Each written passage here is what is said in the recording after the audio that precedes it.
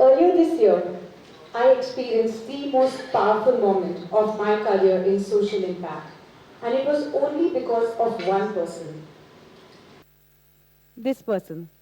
Let me introduce you to Thavri Devi. She is a semi-literate woman from a remote village of Nichlagarh in the Sirohi district of Rajasthan. We enabled her to become a solar engineer so she could electrify homes in her village. Here's proof. We didn't stop there. We brought her to the largest global platform in the world, the IPL, right? The Indian Premier League, the most valuable cricket league in the world,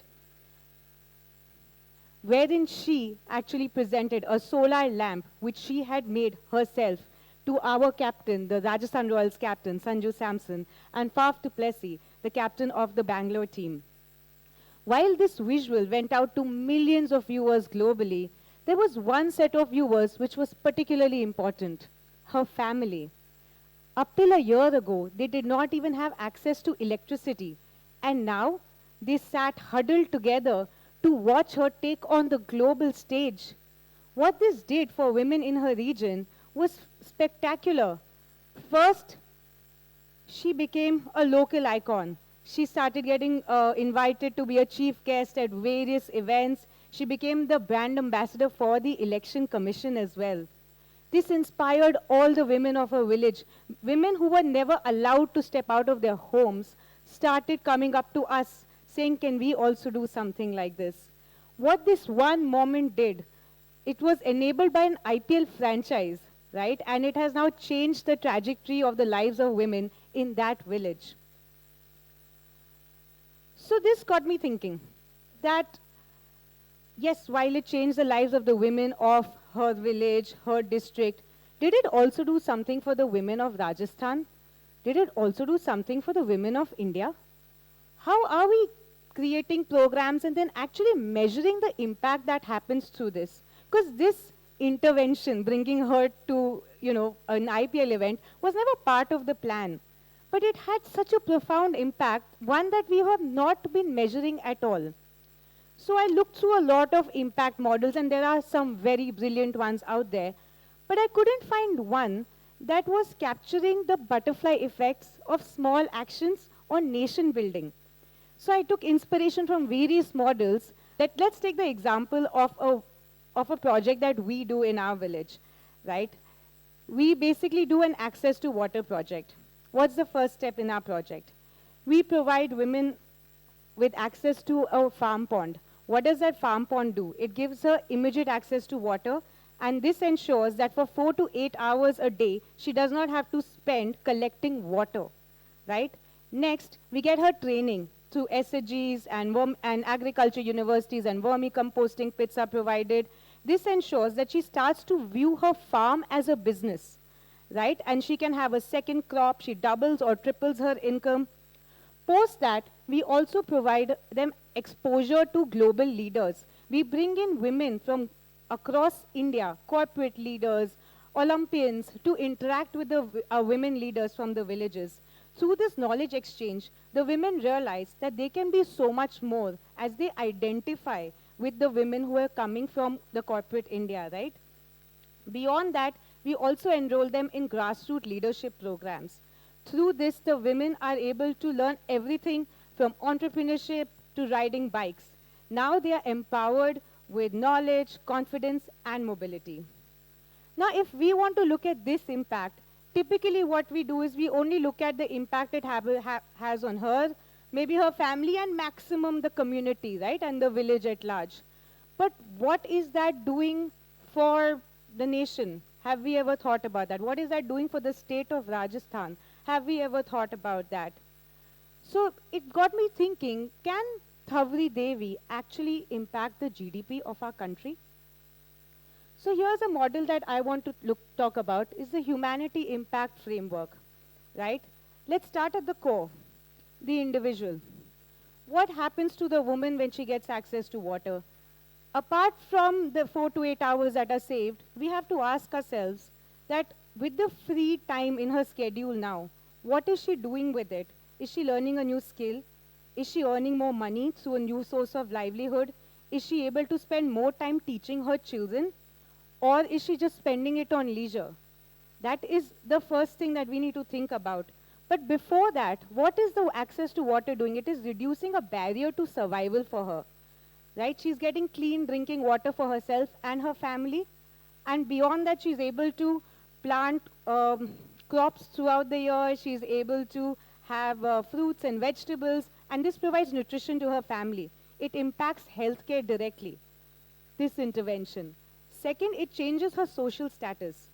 Suddenly, from being the woman who was only collecting water, she is now a woman who's bringing home some money.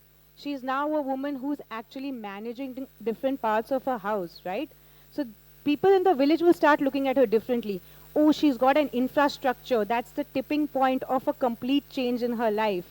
And that will change her perception in the community. Next, how is this project impacting the family unit? The very first thing it will do is, let's think about this. The daughter would also be going to collect water with her. Maybe now the daughter can go to school, right? Maybe her husband does not have to migrate to the city for finding an odd job. They can start moving from survival to living. That would be a massive change for the family unit. And then, can the next generation start to dream bigger, aspire to be more? Because once you're not thinking about the next meal, you can actually have and afford to have dreams. And that's what it will do. There'll be a long-term shift in economic mobility for them. They can start thinking that, okay, maybe I can be a fashion designer. My daughter can be something that she's always wanted to be. There's no reason to get them off married at a younger age. And finally, gender roles can evolve. When families, when within families, mothers and sisters start taking decisions and are part of, actually bringing in the livelihood into the homes, the next generation gets inspired. It sets a very, very powerful example. Eventually, this can help to break the cycle of poverty. What happens in our current assessment is we do not look at this long-term impact. We look at the impact for 1 year and 2 years. We forget to think about what happens for the next generation. Next, we look at the community lens. So community is not just a group of people. It is a dynamic structure where any change in a part affects the whole, right? So when we talk about social status and collective identity, when individually the women are able to do more, they are part of decision making, right? The community can come together and they feel more stronger, more confident that yes, we can pull ourselves out of very dire situations. It creates a social capital wherein people are coming together to form maybe farmer-producer organizations, right? So individual farms, now farmer-producer organizations can be formed. They can go and negotiate collective rates at the mandi, at the APMCs, at the larger markets, right? SHGs, which are self-help groups, they can be formed to create small business units for organic manure or stitching. It creates a whole ripple effect within the community.